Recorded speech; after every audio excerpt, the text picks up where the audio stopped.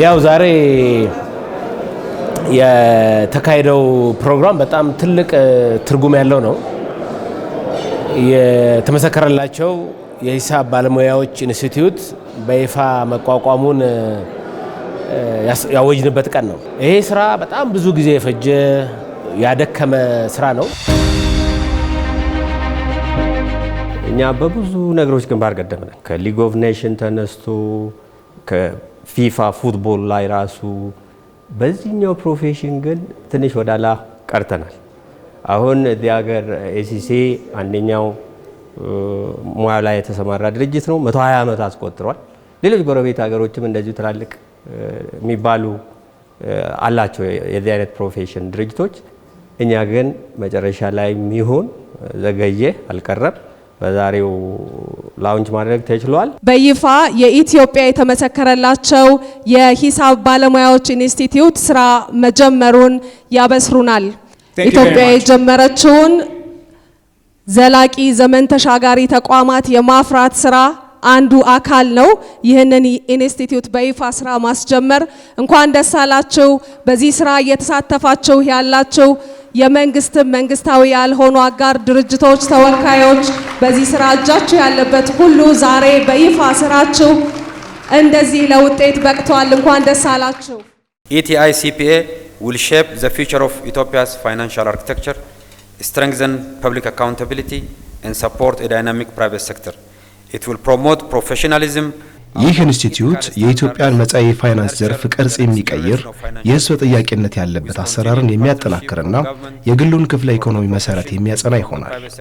ከዚህም ባሻገር ሙያዊ አሰራርን በማጎልበትና ሙያዊ ስነ ምግባርን በማስጠበቅ ከመስራቱ ባሻገር የመጻኢውን ጊዜ የፋይናንስ ዘርፍ መሪዎችን ለማፍራትም የሚያስችል ይሆናል።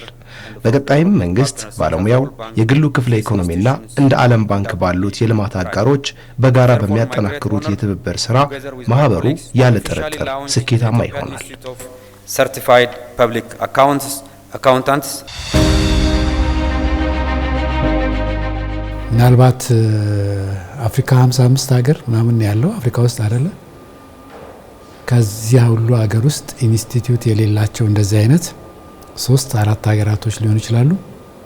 ግን ደግሞ ኢትዮጵያን ያህል አይደሉም እነዛ ሀገራት። ምናልባት ቁጥራቸው ቢደመር ኢትዮጵያ ከ120 ሚሊዮን በላይ ህዝብ ነው ያላት።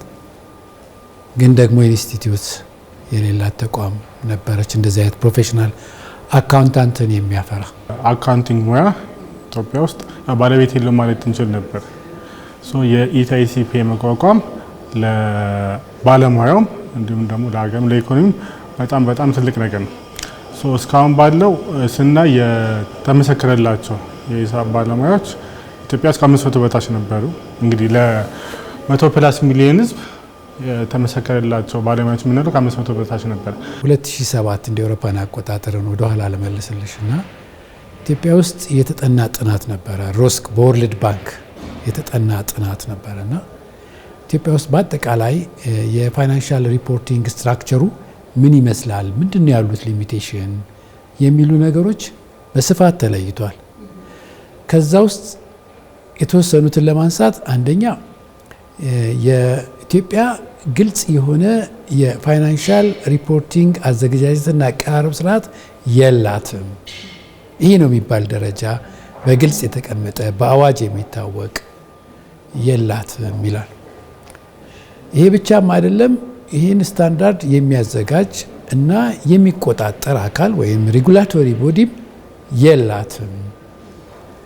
ሌላኛው ኢንስቲትዩት ባለሙያዎች የሚያፈራ ፕሮፌሽናልስ አካውንታንትን የሚያፈራ የላትም ኢንስቲትዩት። ስለዚህ ያላትን ባለሙያ በጣም ውስን ነው በፕሮፌሽኑ አንጻር ብሎ ያነሳል ከፋይንዲንጎች ውስጥ። ሌላ ስለ ካፒታል ማርኬትም ያው እየተቋቋመና ወደ ስራ እየገባ እንደሆነ ታውቃላችሁ። እሱንም ጭምር ያነሳል። አንድ ኦልሶ የንግድ ህጉ ምናልባት ሪቫይዝድ ከመሆኑ በፊት የንግድ ህጉ እንደ ኢትዮጵያን አቆጣጠር በ1969 አካባቢ የወጣ ይመስለኛል። እሱም ቢሆን አውትዴትድ የሆነና የቆየ ነው የሚል በአጠቃላይ በፋይናንሻል ኢኮሲስተም ውስጥ ያሉትን ችግሮች አይዴንቲፋይ አድርጎ ፕሮፖዝ አድርጓል። ስለዚህ ወደኛ ስመለስ ፕሮፖዝ ካደረጋቸው ነገሮች ውስጥ ከኛ አንጻር አንደኛው ሬጉላቶሪ ቦዲ እንዲቋቋም የፋይናንሻል ሪፖርቲንግን የሚቆጣጠር አካል እንዲቋቋም ሪኮመንድ አድርጓል። በዚህ መሰረት ቦርዱ ተቋቋመ። የኢትዮጵያ ሂሳብ አያያዝና ኦዲት ቦርድ እንደምታውቂው በአዋጅ 847 እንደ አውሮፓውያን አቆጣጠር 2014 ነው የተቋቋመው። ስለዚህ 11 ዓመቱ ነው። የ11 ዓመት ልጅ ነው ማለት ነው። የሰው ቁጥር እየበዛ ኢኮኖሚያችን እያደገ የሚያስፈልገው ድጋፍ አንዱ ሂሳብ ባለሙያዎች ናቸው እና ሂሳብ ባለሙያ እንደምናውቀው ከዩኒቨርሲቲ ከኮሌጆች ብዙ ይመረቃሉ። እንደምታውቂው በቢኤ በዲፕሎማ ሌቭል ግን የተመሰከረላቸው በዓለም አቀፍ ደረጃ ላይ የሚታወቁ ባለሙያዎች አልነበረንም፣ ተቋም ስላልነበረ ማለት ነው። አሁን ይሄ በመቋቋሙ የተጀመረውን የስኬት ጉዞ የሚደግፍ ባለሙያዎች ይመጣሉ ማለት ነው። ኢትዮጵያ ትላልቅ ኢንዱስትሪዎች አሏት፣ ባንኮች አሉ፣ ኢንሹራንሶች አሉ፣ ትላልቅ ማኑፋክቸሪንጎች አሉ። ስለዚህ እነዚህ ሁሉ ካምፓኒዎች ምን ይፈልጋሉ? ፕሮፌሽናልስ አካውንታንት ይፈልጋሉ። ትልቅ ችግር የነበረው በቂ ባለሙያ የለም በሀገር ደረጃ። እንደሰማችሁት 500 የሆኑ የተመሰከረላቸው ሂሳብ ባለሙያዎች ነው ያሉት። እነዚህ በፓውንድ በዶላር በዩሮ ከፍለው እንግሊዝ ሀገር ሂደው ኬንያ ሂደው ነው ይህን ሰርቲፊኬት ሲያገኙ የነበረው። እኛ ጋር ያሉት ባለሙያዎች ከእንግሊዝ ሀገር ኤሲሲኤ ከሚባል ድርጅት ነው እዛን የተማሩት ሰርቲፋይ ሆኑት። ያ ደግሞ የራሱ ሊሚቴሽን አለበት። የመጀመሪያው የሪሶርስ ሊሚቴሽን ነው።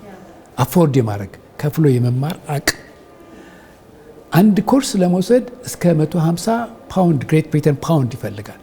150 ማለት በአሁኑ ሰዓት አንድ ኮርስ እስከ 30 ሺህ ብር አካባቢ ማለት አንድ ፔፐር ለመውሰድ። ስለዚህ ያሉት ፔፐሮች ወደ 14 ይጠጋሉ። ከግማሽ ሚሊዮን ብር በላይ ያስፈልጋል ማለት ነው። ያ ብቻ አይደለም። ያ አባልነት መዋጮ ደግሞ በናለ በየአመቱ አለ። ምክንያቱም ፕሮፌሽናል ኮርስ በየአመቱ ምን መሆን አለ አባልነትሽ መቀጠል አለበት። ወደ 333 ፓውንድ ነው የሚከፍሉት። ይሄ 333 ፓውንድ ማለት ከ70 ሺህ ብር በላይ ይከፍላሉ ማለት ነው። በብር እንትኑ ራሱ ሃርድ ከረንሲው ራሱ አስቢው ዝም ብሎ ማይግሬት ያደርጋል። በቃ ለሌላ ኢንቨስትመንት መዋል የሚገባው ሀብት እንደዚህ አይነት ኢንስቲትዩት አቋቁመን ወደ ስራ እንዳይገባ በማድረጋችን እያጣን ያለነው ሀብትም ቀላል የሚባል አይደለም።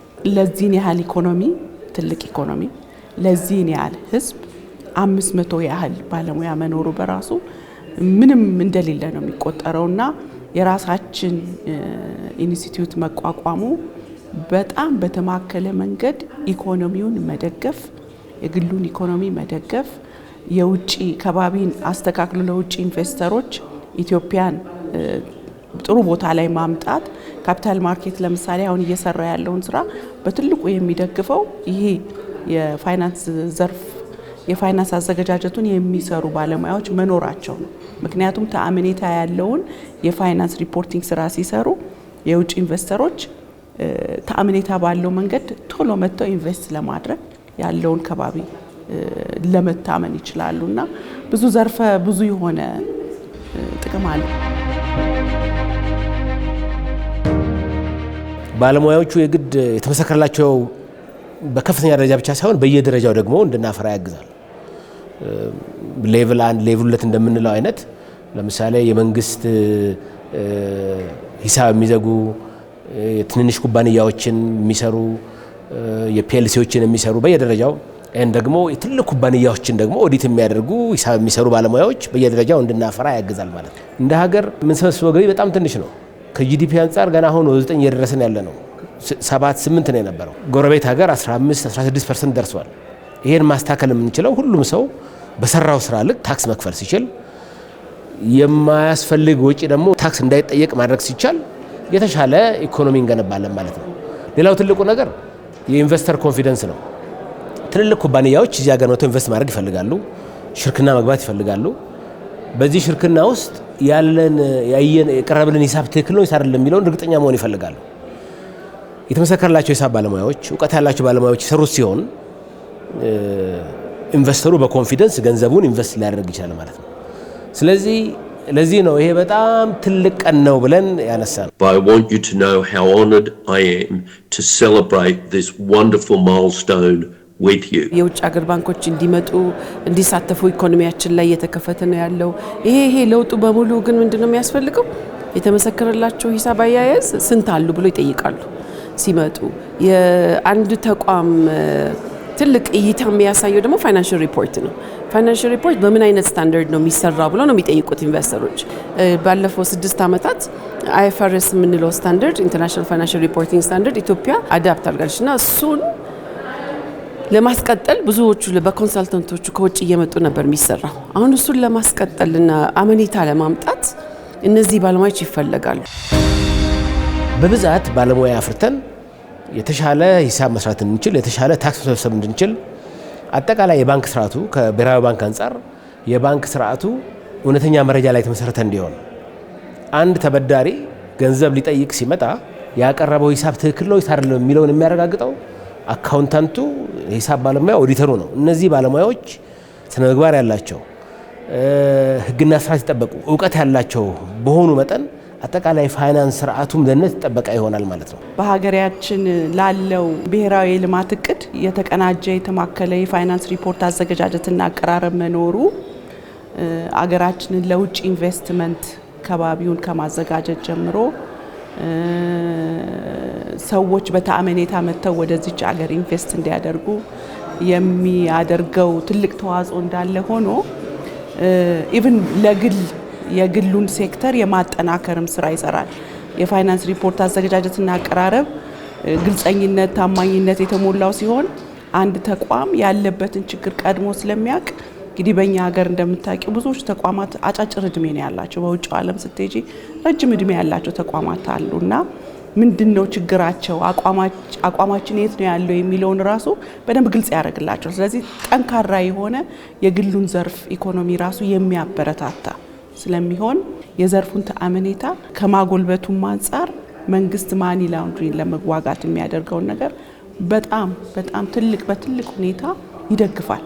ስለዚህ የአንዲት አገር ማዕከል ነው እና ይህን ስራ የሚሰሩ ደግሞ ባለሙያዎች ያስፈልጋሉ። ፋይናንስ ሪፖርቱ በራሱ ራሱን አይሰራም፣ ባለሙያዎች ይፈልጋል። ባንኮች አካባቢ ላለው እንቅስቃሴ፣ ካፒታል ማርኬት፣ ኢሴክስ አካባቢ ላለው፣ ማኑፋክቸሪንግ ኢንዱስትሪ አካባቢ ላለው ሁሉ ኢኮሲስተም ይህን ለማድረቅ ለማስተካከል እና ደረጃውን የጠበቀ ፋይናንሻል ስቴትመንት ለማዘጋጀት የዚህ ኢንስቲትዩት ሚና ከባድ ነው። ኃላፊነቱ ትልቅ ነው ባለሙያዎችን ከማፍራት አኳያ። ስለዚህ ይሄ ተቋቁሟል። ኢንተርናሽናሊም ሪኮግናይዝድ ነው። ፋይናንሻል ሪፖርትን መሰረት አድርገው የሚሰሩ የተለያዩ ተቋማት አሉ። ለምሳሌ ግብር ሰብሳቢ ተቋም መጀመሪያ በዚህ የሚያደርገው ፋይናንሻል ሪፖርትን መሰረት አድርጎ ነው።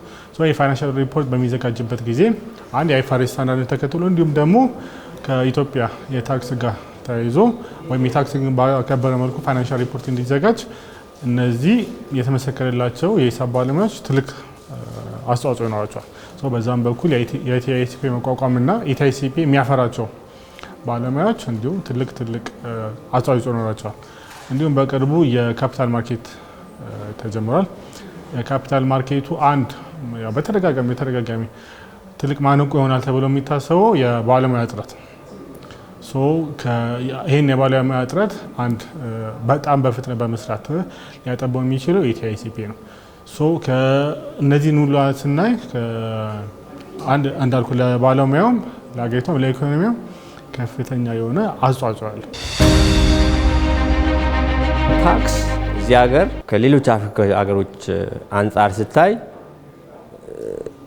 ያነሰ ነው የሚባለው። ይሄ እንግዲህ ብዙ ምክንያቶች ሊኖሩ ይችላሉ። አንዱ ምናልባት የታክስ ላይ የዚህ ፕሮፌሽን የሂሳብ ባለሙያዎች እጥረትም አቅም ማነስም ሁለቱም ነው ችግራችን። በነገራችን ላይ በጥራትም በብዛትም የለንም በሚገባው ልክ። ስለዚህ አሁን ከታክስ አንጻር አሉን የሚባሉ ብዙ ጊዜ የሚጠቀሰው ውስን ነው። አሁን ሰርቲፋይድ የሆኑ ባለሙያዎች አሁን እነሱን ይዘን መቀጠል አንችልም። እነሱም ቢሆኑ ለምሳሌ የሌላ አገር ኳሊፊኬሽን ነው። የሌላ አገር ኳሊፊኬሽን ስንወስድ የኛ አገር ጉዳዮች የሉበትም በብዛት። ለምሳሌ እኔ የተማርኩት ኤሲሲኤ ነው። ኤሲሲኤ ኳሊፋይ ነኝ። የኢትዮጵያ ታክሴሽን የለበትም። የኢትዮጵያ ቢዝነስ ሎው የለበትም። የኢትዮጵያ የመንግስት የሂሳብ አሰራር የለበትም። አሁን ከታክስ አንጻር ይሄ ኢንስቲትዩት ምን ትልቅ ኮንትሪቢዩሽን ይኖራል ብለን እናስባለን። ሁለቱም ጋር ቴክኒሻን ኳሊፊኬሽኑም ላይ እነዚህ ሶስቱ ኮርሶች ገብቷል። ስለዚህ ሚድል ሌቨል ያሉትንም ያጠናክራል። ሁለተኛ ደግሞ ትልቁ የፕሮፌሽናል ኳሊፊኬሽንም ሲመጣ አገራዊ እናደርገዋለን ማለት ነው። ካስተማይዝ ነው የምናደርገው። አገራዊ ስለምናደርግ አንዱ የሚጨመርበት አገርን የሚያስመስለው ኮርስ የታክስ ኮርስ ነው የሚሆነው። ያ ታክስ ኮርስ የኢትዮጵያ የታክስ ሕግ ላይ የተመሰረተ ሆኖ ነው የሚሰራውና እውቀቱ ይኖራል ነው በኮርሶቹ። በጣም ክፍተት ነበረው። አሁን አቤ በመጠናከሩ አንዴ ደግሞ ይሄ ባለሙያ የሚያፈራ ነው አይደለ ዛሬ ኢንስቲትዩት የመረቅ ነው። ከዛ በኋላ ደግሞ ሬጉሌተር ደግሞ እነሱ የሚቆጣጠር ደግሞ አካውንቲንግ እና ኦዲት ቦርድ ነው። ሁለቱም በጣም በጥንካሬ በጣም ትኩረት ተሰጥቶ መሰራት ያለባቸው ተቋሞች ናቸው ሁለቱም። ክፍተታችን በጣም ቶሎ ከሞላን የኢንቨስትመንት መሳብ ብቻ ሳይሆን የአገር ውስጥ የምንሰበስበው ታክስ ራሱ ኢምፓክት ያመጣል። በምን አይነት ስታንዳርድ ነው ገባሽ? አገር ውስጥ ገቢ ሲገባ የሁሉም ሪፖርት አንድ አይነት ከሆነ የመሰብሰብ አቅማችን በጣም ነው የሚያሳድገው። አንድ የሂሳብ ሪፖርት አሁን ለኢትዮጵያ ብቻ አይደለም የሚጠቀሙት። እዚህ የተሰራ ሪፖርት አሜሪካን ሀገር ሄዶ መናበብ መቻል አለባቸው። ሌላ ሀገር ሄዶ መናበብ አለባቸው። የሌላ ሀገር መናበብ ብቻ ሳይሆን እርስ በርስ ራሱ የአንድ ባንክ ሪፖርት ከሌላ ባንኩ ጋር አንድ አይነት መሆን አለበት። ይህም በሙሉ የሚደግፉ ባለሙያዎች ከአሁን በኋላ እናፈራለን ማለት ነው። ባለሙያ በማፍራት ረገድ የባለሙያ ስነ ምግባር ላይ ከፍተኛ ችግር ነበረብን በአካውንቲንግ ፕሮፌሽን። ያው እንደ ቀልድ የሚባለው የቢዝነሱ ሰው 3 ሂሳብ ያሰራል፣ ለሚስቱ አንድ፣ ለባንክ አንድ፣ ለገቢዎች አንድ፣ የተለያየ። ይሄንን ስታንዳርዳይዝ በማድረግ ረገድ ይሄ ወጥ እንዲሆን አንድ አይነት እንዲሆን በማድረግ ረገድ በርካታ ስራ ሲሰራ ቆይቷል።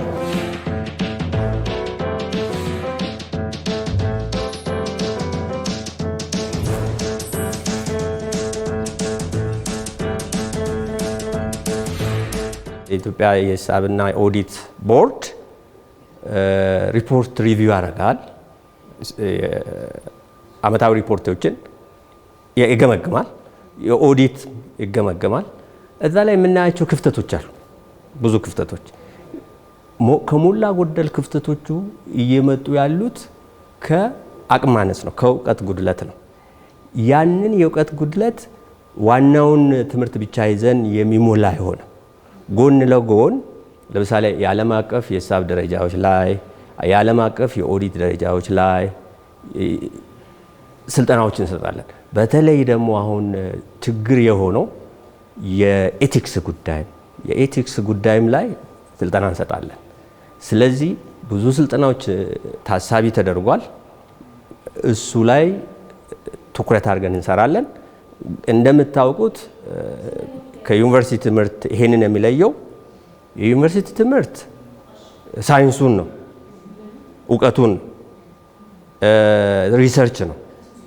ይሄኛው የዚህ ደግሞ ዋና ዓላማ ተግባር ተኮር የሆነ ትምህርት ነው። አሁን ያሉትን ችግሮች የሚፈታ አሁን ያሉንን ጉድለቶች የሚፈታ አይነት ትምህርት ስለሚሰጥ እዛ ላይ ተግባር ተኮር የሆኑ ኳሊፊኬሽኖች ሁለቱ አሉ። በተጨማሪ ደግሞ ተግባር ተኮር ክፍተቶችን የሚሞሉ እዛ ላይ እንሰራለን። ስለዚህ ብዙ ስራዎች አሉበት። አገራችን በአዋጅ ቁጥር 847 2006 ላይ በተደነገገው መሰረት ዓለም አቀፍ የፋይናንስ ደረጃዎችን እውቅና የሰጠቻቸው በዚህ አገር እንዲተገበሩ ያደረገቻቸው ሁለት ፋይናንሻል ሪፖርቲንግ ሲስተምስ አሉ። አንደኛ ኢንተርናሽናል ፋይናንሻል ሪፖርቲንግ ሲስተም አይኤፍአርኤስ የምንለው ነው። ሌላው ደግሞ ኢፕሳስ ነው። ኢፕሳስ ለኤንጂኦዎች ለበጎ አድራጎት ድርጅቶች የምንጠቀምበት ነው። ይሄ ደረጃ በመጀመሪያ ደረጃ እዚህ ሀገር እንዲተገበር የተፈለገው የተማከለ የሆነ የፋይናንስ አዘገጃጀትና አቀራረብ እንዲኖር ነው። ይሄ ምንድነው? ከሌሎች አገሮች ጋራ እኩል በሆነ ደረጃ የፋይናንስ ሪፖርቲንግ እንዲኖር ያደርጋል ማለት ነው። ስለዚህ ይሄንን የሚሰሩ ሰዎች ደግሞ ከአዲስ አበባ ዩኒቨርሲቲ የሚመረቁ አካውንታንት አይደሉም።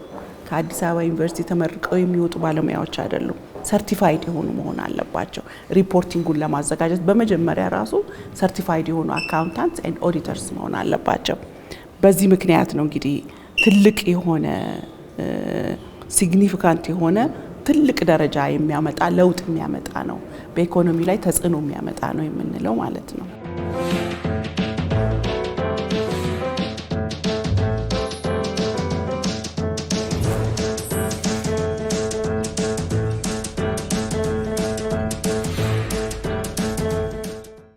ኢንተርናሽናሊ ምን የሆነ ነው? ሪኮግናይዝድ የሆነ ነው። ሎካሊ ችግራችን ይፈታል። ኢንተርናሽናሊ ምን ይሆናል? ሪኮግናይዝድ ይሆናል። ኢንስቲትዩቱ የሚያፈራው ለኢትዮጵያ ብቻ አይደለም። ኢትዮጵያ ከፍተኛ ወጣት ቁጥር አላት። አሁን ወጣቱ ዝም ብሎ እየሄደን ያለው እንደምታየው አይደለም። የሆነ ስኪልድ ሆኖ አይደለም እየሄደ ያለው። የዚህ ኢንስቲትዩት ጠቀሜታው ቲአይሲፒኤ ጋር መተሽ ሰርቲፋይ ኮንሽ ኬንያ መስራት ትችላለሽ፣ ኡጋንዳ መስራት ትችላለሽ፣ ሳውዝ አፍሪካ መስራት ትችላለሽ፣ ሌላም ኤዥያ ውስጥም አውሮፓ ውስጥም። ምን ይፈለጋል? ምናልባት የ3 የ4 ኮርሶች ልዩነት ይችላሉ፣ ሎካል ቫሪያንት የምንላቸው። የነዛን ሎካል ቫሪያንት ብቻ መውሰድ ነው የሚገደው። ለምሳሌ አሁን እኛ ጋር 14 ኮርስ ከሆነ ምናልባት 10 ኮርስ ዓለም ላይ ምንድን ነው የሚሆነው? ሞር ኦር ሌስ አንድ አይነት ነው የሚሆነው። ሞር ኦር ሌስ የሚለዩት የ4 ኮርስ የ3 ኮርስ ጉዳይ ይሆናል። አንደኛው የታክስ ኢሹ ነው። ታክስ እንደየሀገሩ ሁኔታ ተጨባጭ ሁኔታ የሚዘጋጅ ጉዳይ ስለሆነ፣ ሌላ የቢዝነስ ሎ ጉዳይ ነው። ሌላ ምናልባት ፐብሊክ ሴክተር አካውንቲንግ፣ እነዚህ ናቸው።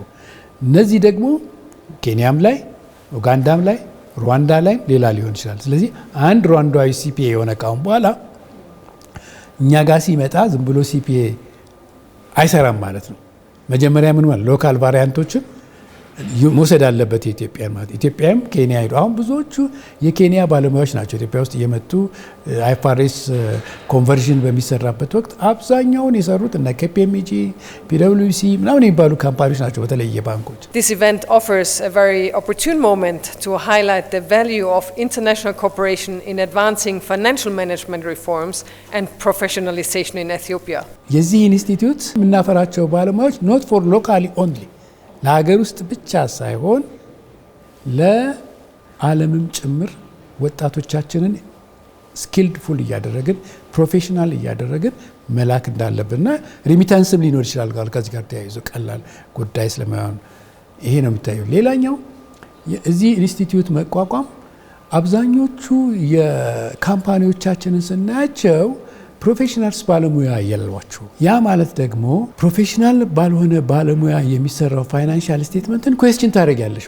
ምንድነው የሚሆነው? ካምፓኒዎቹ ጋር ስቴ በአብዛኛው በኮንሰልታንት ነው የሚያሰሩ። ስለዚህ ካምፓኒዎች ኦን አላደረጉትም። አሁን እኛ የሚያጋጥመን አንድን ኤክስ የሚባል ባንክ ሪቪው እናደርጋለን፣ ያያቸውን ፋይንዲንግ እንልክላቸዋለን፣ ወይም ኤክስ የሚባልን ካምፓኒ ሪቪው እናደርጋለን። እነዚህ ኢሹዎች አሉ ብለን ስንልክላቸው ተመልሰው ወዴት ነው የሚሄዱት? ወደ ኮንሰልታንቶቹ ነው የሚሄዱት። እንደዚህ ራሳቸው ምን ማድረግ አይችሉም፣ መልስ መስጠት አይችሉም በዛ ጉዳይ። ስለዚህ ማን ላይ ነው የተንጠለጠለው? ኮንሰልታንት ላይ ነው የተንጠለጠለው። ለምክንያቱም ካምፓኒው የራሱ የሆነ ባለሙያ የለውም። ለምን የለውም? ገበያ ላይም አያገኝም። ልክፈልም ቢል ክፍያቸው በጣም ከፍተኛ ሊሆን ይችላል። ስለ ኳሊቲ ኦፍ ፋይናንሻል ስቴትመንትስ፣ ስለ ኳሊቲ ኦፍ ኦዲት ሪፖርት ስናወራ መጀመሪያ ስለ ባለሙያ ማውራት ይገባናል። ማን ነው ባለሙያው?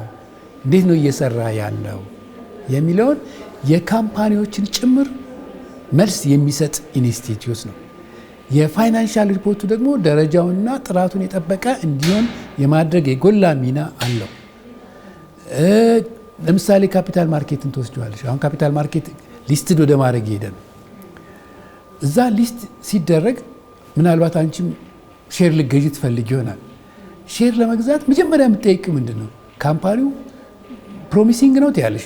ነገ እዚህ ካምፓኒ ላይ ኢንቨስት አድርጌ ሪተርን አገኛለሁ ብለሽ ነው የምትጠይቂው። ሶ ሃው ዩ ኖ ኢት ዛት እንዴት ነው የምታውቂው? ፋይናንሻል ስቴትመንቱ ላይ ነው ቤዝ የምታደርጊው። ኤክስ የሚባል ካምፓኒ ዋይ የሚባል ካምፓኒ ስለሆነ ሳይሆን በዋነኝነት ኦዲትድ የሆነ ፋይናንሻል ስቴትመንቱን አይተሽ ነው ኢንቨስት የምታደርጊው። ምክንያቱም ነገ ከነገ ወዲያ ከዛ ካምፓኒ ምን አገኛለሁ? ሪተርን አገኛለሁ ብለሽ ስላትሚ ማን ነው የሚሰራው? there is a big gap አለ፣ ሊሚቴሽን አለ። ስለዚህ ካፒታል ማርኬቱንም ወደ ተሻለ ደረጃ ለማድረስ የፕሮፌሽናልስ አካውንታንት ሚና የጎላ ነው። በዚህ ደረጃ ባይቋቋም ኖሮ እንግዲህ አገራችን አሁን ኢኮኖሚያችን እየተከፈተ ነው። የውጭ ባንኮች ይገባሉ፣ የውጭ ኩባንያዎች ይገባሉ። ይሄ በኢንተርናሽናል ፋይናንሻል ስታንዳርድ ደረጃ የሚሰራ ሂሳብ ያስፈልጋል። በውጭ ባለሙያዎች ኢትዮጵያ ትጥለቀልቅ ነበር ማለት ነው። ግን አሁን እኛ በራሳችን በእርግጥ እነዚህ ባለሙያዎች ሰልጥነው ለመውጣት ምናልባት እስከ 5 ዓመት ሊወስድባቸው ይችላል። ጅማሬው አለ። ጅማሬው ግን እየጨረሰ እየሄደ የራሳችን ባለሙያዎች ራሳችንን ሂሳብ ለመስራት ወደ ውጭም ደግሞ ሄደው ለመስራት እድል ይኖራቸዋል ማለት ነው። And today we can see what is an offshoot of a very strong work. ዛሬ ለረጅም ጊዜያት ሲሰራበት የነበረውን ስራ ውጤት ያየንበት ጊዜ ነው። አሁን ላይ ከሳህራ በታች ካሉት ሀገራት ተጽዕኖአቸው ከበዛ ሀገራት መካከል አንዷ በሆነችው ኢትዮጵያ የቻርተርድ አካውንታንት ባለሙያዎች ማህበርን አቋቁመናል። ሰፊ የህዝብ ቁጥርና እያደገ የመጣ ኢኮኖሚ ባላት እንዲሁም መንግስት ለውበቷ ሰፊ ስራ እየሰራ በሚገኝባት ውብ ከተማ አዲስ አበባ ላይ የዚህ ማህበር ምስረታ እውን ሆኗል። ማህበሩም በዘርፉ ያሉ ኢትዮጵያውያን የሂሳብ መዝገብ አያያዝ ባለሙያዎችን ተወዳዳሪ የሚያደርግ ብቻ ሳይሆን የሀገሪቷ ኢኮኖሚ ጭምር በዓለም ላይ ተወዳዳሪ ይሆን ዘንድ የሚያስችል ይሆናል። ይሄ ደግሞ የመንግስት ስራ ብቻ ሳይሆን ዛሬ ይፋ ያደረግነው ማህበርም ዓላማ በመሆኑ እንኳን ደስ አላችሁ ለማለት እወዳለሁ።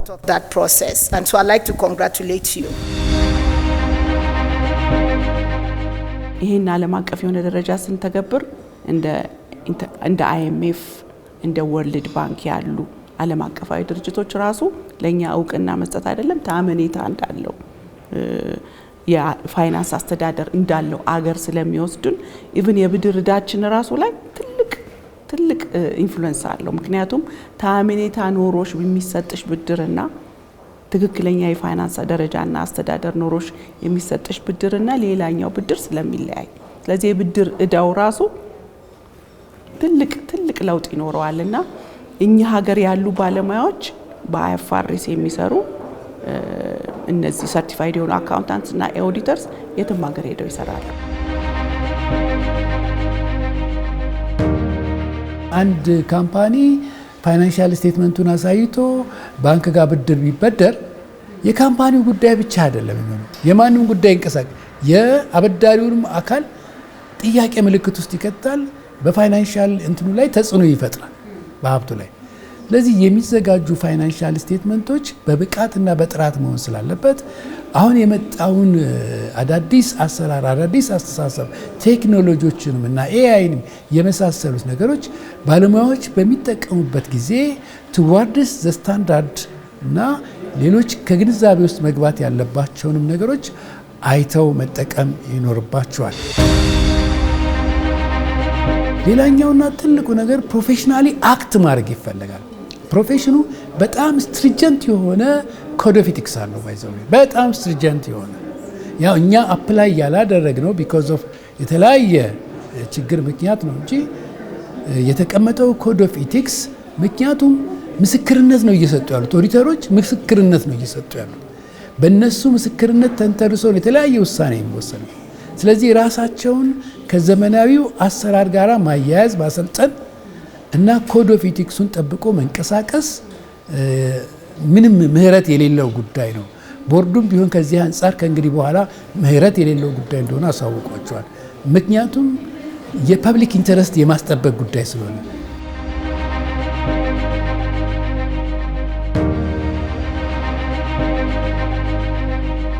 የሚዘጋጀው ካሪኩለም አገር ውስጥም አግባብ ያለ ዓለም አቀፋዊ ስታንዳርድን የተከተለ መሆን መቻል አለበት። በዛ ልክ ነው ስርዓቱን የምንዘረጋው ማለት ነው። ይሄ ምናልባትም በ2026 ሊያልቅ ይችላል ብለን ነው የምናስበው። 2026 ወደ መጨረሻ አካባቢ ትምህርት እንጀምራለን። በዛ ይሄ የተመሰከረላቸው የሂሳብ ባለሙያዎችን ማፍራት ይጀምራል ማለት ነው። ATQE Accounting Technical Qualification Ethiopia. This is different from universities or TVT. After getting the membership, they are going to engage with the ETSIP. በዚህ በ5 ዓመት ጊዜ ውስጥ ይሄ ተቋም እንግዲህ ዓለም አቀፍ ተቋም ጋር መስራት መቻል አለበት። ሁለት አፍሪካ ውስጥም ያለው አለ፣ ኢንተርናሽናልም አለ። ይሄ ተቋም ወደ አባላት የሚተላለፈው ምን ሲሆን ነው? አንድ አይፋክ አባል ሲሆን ነው። አይፋክ ማለት የዓለም አቀፍ የሂሳብ ባለሙያዎች ድርጅት ነው። የእሱ አባል ሲሆን ሁለት የኮንቲኔንታል ደግሞ የአህጉራችን ፓን አፍሪካን ፌዴሬሽን ኦፍ አካውንታንት አባል መሆን አለብን። የፓን አፍሪካን አባል ለመሆን ብዙ መንገዶችን ተጉዘናል። ከነሱ ጋር ብዙ እየሰራን ነው። እኔ ራሴ የፓን አፍሪካ የአካውንተንሲ ጥራት አድቫይዘሪ ቦርድ መንበር ነኝ። በተጨማሪ የፓን አፍሪካ የሰስቴናቢሊቲ ጉዳዮች ፎካል ፐርሰን ነኝ ለኢትዮጵያ። ከነሱ ጋር እየሰራን ስለሆነን መንገዱ ያሳልጥንልናል አባል ለመሆን ማለት ነው። የአይፋኩም ምናልባት ቪዲዮን ሰምታችሁ ሊሆን ይችላል ተናግረዋል ቅድም ይረዱናል። አይ ቲንክ በተባለው 5 ዓመት ጊዜ ውስጥ ያንንም እናሳካለን ብለን እናምናለን። ETICPA, as we all know, is going to certify professional accountants with high quality, with high ethical standard, and again the quantity. Don't forget. ዛሬ የኢንስቲትዩቱ ላውንቺንግ ብቻ ሳይሆን የአካውንቲንግ ቴክኒሻን አብዛኛው ደግሞ ያለብን ሚድል ሌቭል ስኪል ነው። ሚድል ሌቭል ኤክስፐርት ነው። የዛ አይነት ኤክስፐርት ችግር አለብን በከፍተኛ ሁኔታ። ሂሳቡን መዝግቦ ፕሮሲጀሮች አሉት። እነዛን ፕሮሲጀሮች ተከትሎ የሚሰራ ሚድል ሌቭል ኤክስፐርት ስኪል ያስፈልገናል። ስለዚህ ይሄ ኤቲኪው ያንን ይፈታልናል። ስለዚህ አንዱ ፕሮዳክቱ ይሄ ነው። ሌላኛው ሲፒኤ ነው፣ ሰርቲፋይድ ፐብሊክ አካውንታንት። ይሄ ሃይ ሌቭል የሆነ ማለት ነው። ስለዚህ ዛሬ ኢንስቲትዩቱን ላውንች ያደረገን ኤቲኪውንም ላውንች አድርገናል። ስለዚህ ለኤቲኪው የሚያስፈልጉ ወደ 9 ፔፐሮች ወይም ሞጁሎች ሬዲ ናቸው።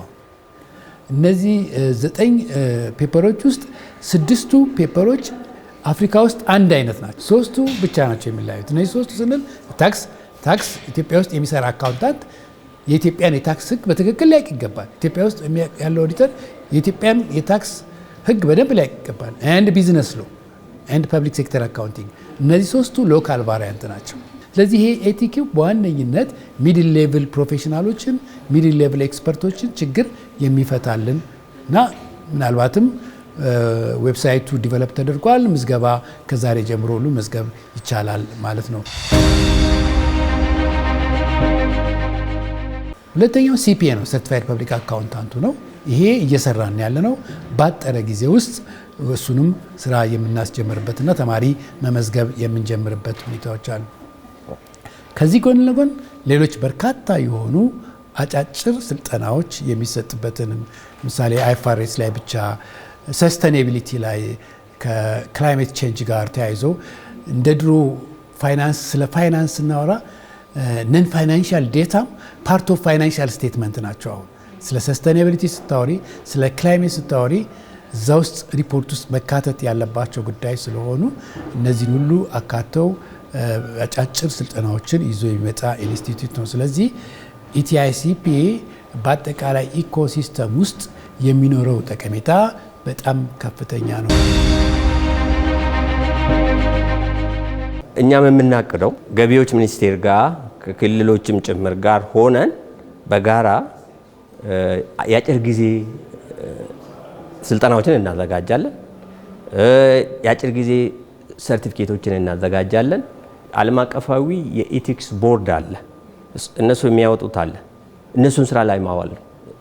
እነዛን የኢቲክስ ኮዶችን ስራ ላይ ማዋል ማለት በጣም አካውንታንቶቹ ወይ የሂሳብ ሰራተኞቹ ለኤቲክስ ተገዢ ሆኑ እንዲሰሩ ማድረግ ስለሚኖር እሱ ደግሞ የታክስ ስወራን በትልቅ ይቀንሳል ተብሎ ነው የሚጠበቀውና ይሄ ኢንስቲትዩት ታክስ ላይ ብዙ ኮንትሪቢዩት ያደርጋል ብለን እንጠብቃለን።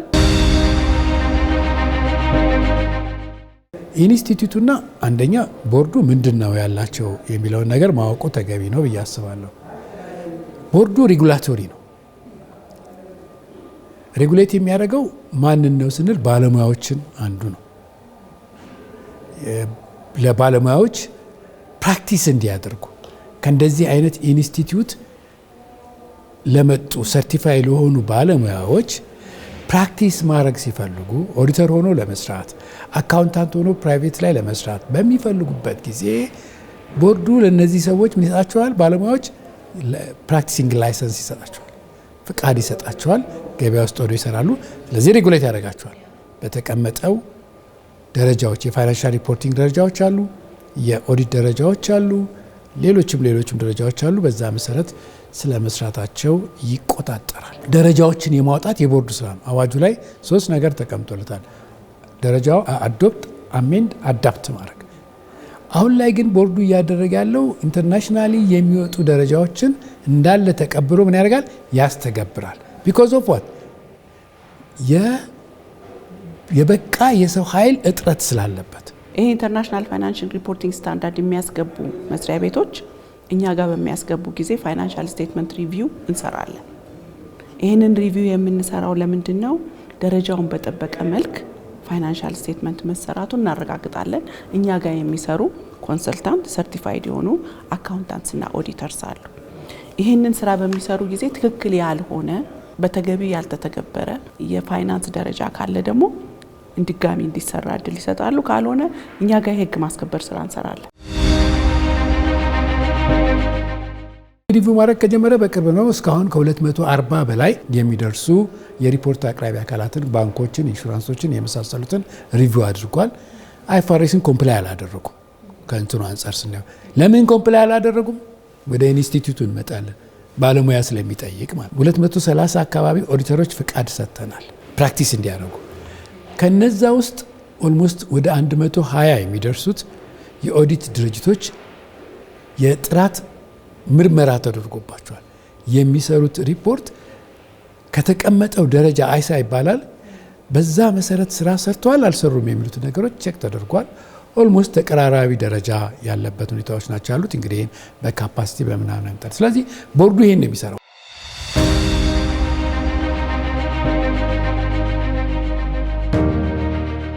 የብዙ አፍሪካ ሀገሮችን አይቻለሁ።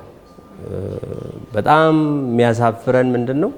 እነሱ በጣም ሄዷል። አሁን ኬንያ ወደ 45,000 ባለሙያዎች አላቸው ሰርቲፋይድ የሆነ ማለት ነው። ኡጋንዳ፣ እዚህ ኢስት አፍሪካ ውስጥ ያሉ ሀገራት በጣም የተደራጁ ናቸው። በቅርብ ጊዜ ሩዋንዳ ጀምራለች። አሁን በጣም ብዙ ቦታ ደርሷል። ያ ቅናት ሊያድርብን ይገባል ማለት ነው። እንደምታውቁት የአካውንቲንግ ፕሮፌሽን እንደ መስታወት ነው። አጠቃላይ የሀገር ኢኮኖሚ የሚታይበት መስታወት ነው። ተቋሞች እንደውም ወደ አንድ የመምጣት ባህሪ ነው እንጂ አዲስ ተቋም ለማቋቋም ፍላጎቱም ከመንግስት ብዙ አልነበረም። የኢንስቲትዩቱ አሁን ዛሬ መመረቁ በጣም ትልቅ ነገር ነው የሚያሳየው። ተቋም ስናቋቁም የተለመደው የመንግስት ተቋም አድርጎ ማቋቋም ነው አይደለም? ይሄ ግን የመንግስት ተቋም አይደለም፣ መታወቅ አለበት። የጋራ ተቋም ነው። የባለሙያዎቹና መንግስት በጋራ የሚሰሩበት ተቋም። የባለሙያዎች ኃላፊነት ነው፣ የመንግስት አልነበረም። መንግስት ግን የኢንቨስትመንቱ የከፍተኛውን ኢኮኖሚክ እንቅስቃሴው ዲማንድ ያደርገዋል ባለሙያ። ስለዚህ እጅና እግሩን አጣምሮ ማየት የለበትም።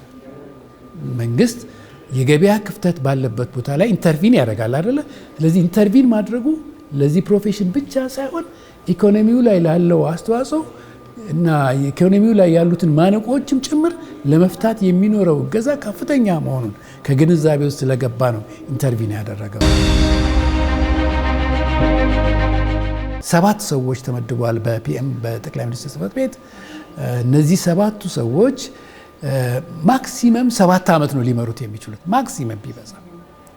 እኛ ግን እንደ ገቨርነንስ እየተነጋገርን ያለ ነው በአጠረ ጊዜ ውስጥ ኃላፊነታችንን ጨርሰን አስረክበን ለመውጣት እየሰራን ያለ ነው።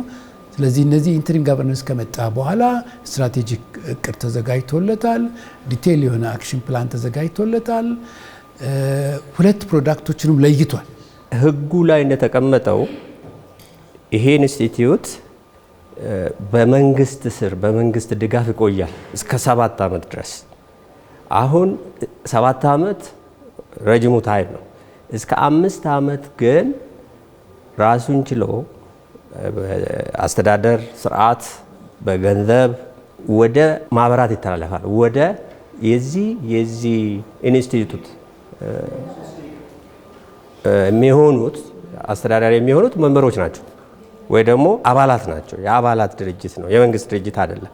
ባለሙያዎቹ ባለቤት ሆነው ከስቶዲያን ያለው የሂሳብ ባለሙያ በአግባቡ እንዲመራ እንዲጠበቅ በማድረግ ረገድ ትልቅ ሚና አላቸው ማለት ነው። የራሳቸው ተቋም ነው። መንግስት አግዞ እያቋቋመ ነው። እያደገ ሄዶ ኢትዮጵያ ውስጥ ብቻ ሳይሆን የጎረቤት ሀገሮችም የተመሰከረላቸው የሂሳብ ባለሙያዎች እዚህ መጥተው እንዲወስዱ እንዲከፍሉ በማድረግ ረገድ ተጨማሪ የውጭ ምንዛሪ ማግኘት ረገድም ትልቅ ፋይዳ ያለው ነው።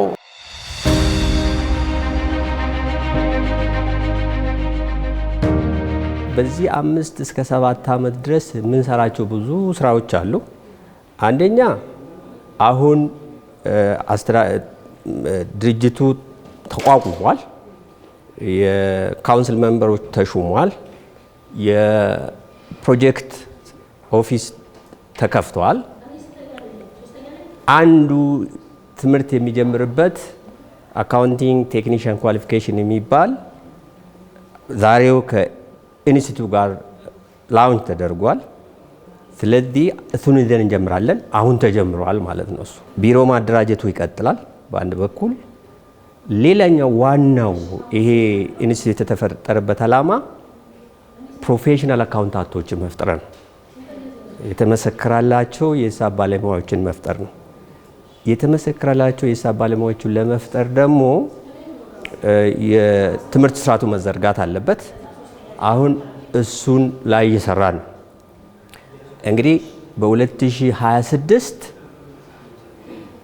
እሱን እንጀምራለን ብለን እናስባለን። ካሁኑኑ እንዴት አድርገን ነው የትምህርት ስርዓቱን ዓለም አቀፍ የአካውንታንሲ ፕሮፌሽን በሚያዘው የትምህርት ካሪኩለም መሰረት ኢንተግሬት አላይን በተደረገ መልኩ እንዴት አድርገን ነው የምንሰራው የሚለውን ነገር ተወያይተን ጨርሰናል። አሁን የሚቀረው ኢንተርናሽናል ዓለም አቀፍ ላይ የሚሰሩ ኮንሰልታንቶችን ቀጥሮ ዝግጅት ማድረግ ነው። የትምህርት ስርዓቱን መዘርጋት ነው። ካሪኩለሙን መዘርጋት ነው።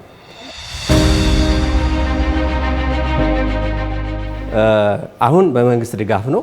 በ5 ዓመት ጊዜ ውስጥ ከመንግስት ድጋፍ ይወጣና ራሱን ችሎ የሚሄድበት የገቢ ሰስቴነብል በሆነ ቀጣይነት ባለው መልክ የራሱ ገቢ ሊያመነጭ ነው ማለት ነው።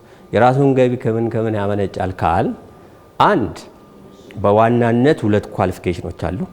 አንደኛው ኤቲኪው ያው ከፍሎ ነው የሚማሩት። ሁለተኛ ደግሞ ይሄ ሲፒኤ የምንለው ወይ ደግሞ የተመሰከረላቸው የሂሳብ ባለሙያዎችን አዋቂዎችን በማፍራት ነው። ከሱ እናገኛለን። 2 ደግሞ ይሄ ኢንስቲትዩት 2 ኳሊፊኬሽን ብቻ ይዞ አይደለም። ብዙ ስልጠናዎች፣ ብዙ ሰርቲፊኬሽኖች፣ ብዙ ዲፕሎማዎች እንሰጣለን። ሰስቴናቢሊቲ ላይ ከፓን አፍሪካን ፌዴሬሽን ኦፍ አካውንታንት ጋር ሆነን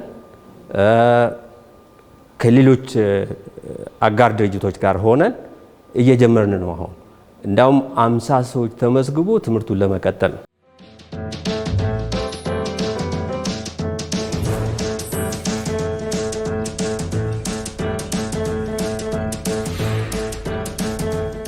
አሁን የተለያዩ ደረጃዎች ራሱ እየወጡ ነው።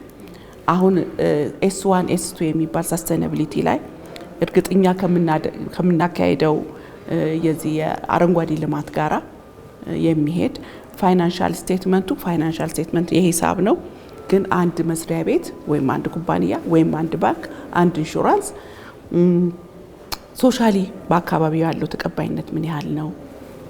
ስራው ሳስተነብል ነው ወይ? አረንጓዴ ልማትን ያስተገብራል ወይ? S1 S2 እንግዲህ ከፋይናንሻል ስቴትመንት ጎን ለጎን እንደዚህ አይነት ሌሎች ደረጃዎችም እየመጡ ነው ያሉት። ስለዚህ ማብቃት ያለባቸው ራሳቸውን ሌሎች በሚወጡ ደረጃዎችም ላይ ራሳቸውን በማብቃት መሄድ አለባቸው። ለወጣቶች በተለይ በጣም ጥሩ የሆነ እድል ይዞ የመጣ ጉዳይ ስለሆነ ወደዚህ ኢንስቲትዩት ጎራ እያሉ ራሳቸውን በዚህ እውቀት ክህሎት እያዳበሩ ፕሮፌሽናል እየሆኑ ራሳቸውንም ሌላውንም ወገን እንዲጠቅሙ መግለጽ እፈልጋለሁ። ኢንስቲትዩቱ ሲከፈት ኢንስቲትዩቱ መከፈቱ ብቻ ሳይሆን በኢንስቲትዩቱ መጠቀም አለባቸው። በየመስሪያ ቤቶቻችን፣ በየመንግስት ተቋማት፣ በየባንኮቻችን፣ በየኢንሹራንሶቻችን ሰርቲፋይድ የሆኑ አካውንታንትስ ውጭ ዓለም ብትሄጂ ሰርቲፋይድ ያልሆነ ሰው ለምሳሌ ባንኮች ውስጥ ኢንሹራንስ ውስጥ ሁሉም ሰርቲፋይድ። ስለዚህ ተቋማት መስሪያ ቤቶቻቸው ውስጥ ያሉ ሰራተኞችን የማብቃት ከፍሎ የማስተማር ጊዜ የመስጠት ሰውም ደግሞ ይህንን እድል በመጠቀም ራስን በማብቃት ለሀገርም ጠቃሚ መሆንን ያስፈልጋል።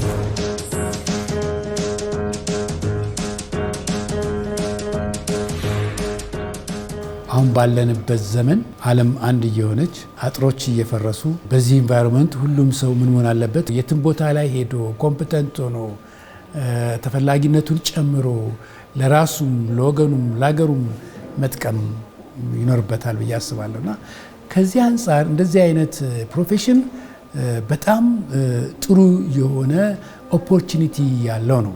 ዛሬ የምንሰማቸው አንዳንድ ነገሮች ለምሳሌ አሜሪካን ውስጥ ብዙ ካምፓኒዎች ወደ ህንድ ሀገር ዳታቸውን ይልኩና ህንድ ውስጥ ፋይናንሻል ስቴትመንቱ ተዘጋጅቶ የሚያስፈልጉት ነገሮች ሪፖርት ፕሮዲውስ ተደርገው ተመልሰው ወደ አሜሪካን ይሄዳሉ። ዩሲ እርን እያደረጉ ነው ማለት ነው ሀብት። ስለዚህ ይሄ ዘመናዊነትን አንደኛ ራስን ሰፋ አድርጎ ከሆነ አጥር አውጥቶ ማሰብ፣ የሚፈለገውን እውቀት ኖሌጅ፣ ክህሎት ይዞ መገኘት እና ለለውጥ ራስን ማዘጋጀት ይፈልጋል።